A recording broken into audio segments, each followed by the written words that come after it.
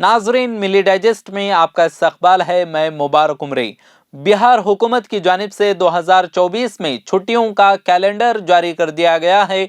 बिहार हुकूमत की तरफ से छुट्टियों का कैलेंडर जारी किए जाते ही बीजेपी ने बिहार हुकूमत पर सख्त हमला किया। बीजेपी ने कहा कि छुट्टी वाले कैलेंडर ने नीतीश हुकूमत के इरादों को वाज़ेह कर दिया है। लगता है कि एजुकेशन डिपार्टमेंट के एक फैसले ने सर्द मौसम में बिहार की सियासत को गर्म कर दिया है।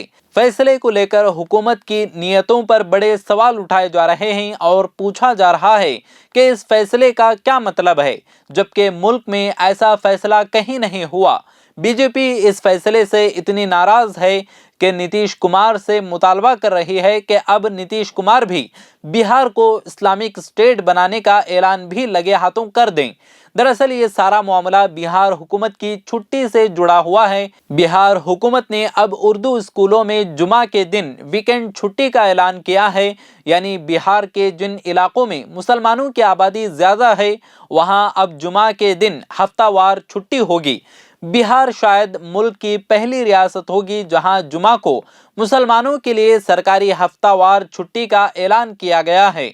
इस फैसले में वाज़ेह तौर पर यह हिदायत दी गई है कि यह हुक्म सिर्फ उर्दू स्कूलों या मकातिब के लिए नहीं है, बल्कि मुस्लिम अक्सरियती इलाकों में मौजूद किसी भी सरकारी स्कूल में अब इतवार के बजाय जुमा को छुट्टी होगी।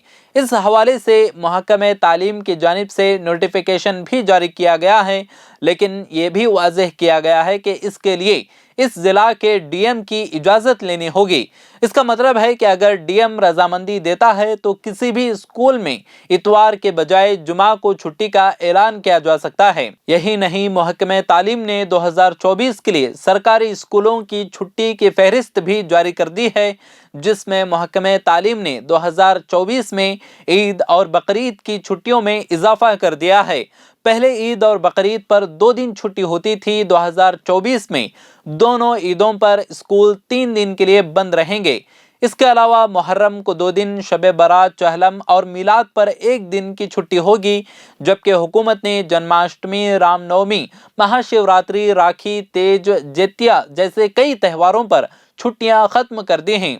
इसी फैसले से बीजेपी नाराज है। बीजेपी के एमएलए हरिभूषण ठाकुर बिचौल का कहना है कि हम पहले ही कह रहे हैं कि नीतीश हुकूमत बिहार में ग़ज़वे हिंद का कानून लाना चाहती है और इस फैसले से ये वाज़ेह हो गया है कि हमारे इल्ज़ामात और शुबहात दुरुस्त हैं। उन्होंने कहा कि अब नीतीश जी को भी बिहार को इस्लामी रियासत करार देना चाहिए। हुकूमत के इस फैसले ने हलचल मचा दी है। ये मामला सामने आने के बाद बिहार हुकूमत के सीनियर वजीर अशोक चौधरी को वजाहत देनी पड़ी। इस मामले पर वजाहत देते हुए चौधरी का कहना है कि प्रिंसिपल सेक्रेटरी और वजीर ने यह फैसला नहीं देखा होगा।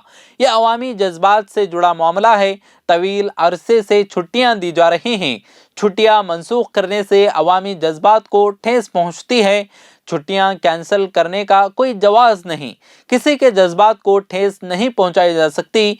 उन्होंने कहा कि लोगों को परेशान होने की ज़रूरत नहीं है। जैसे ही ये मामला वज़ीर आला के इल्म में आएगा वो ज़रूर मुदाखलत करेंगे। और कहा कि लगता है कि ये फैसला नीचे के बाबुओं की सतह पर लिया गया होगा।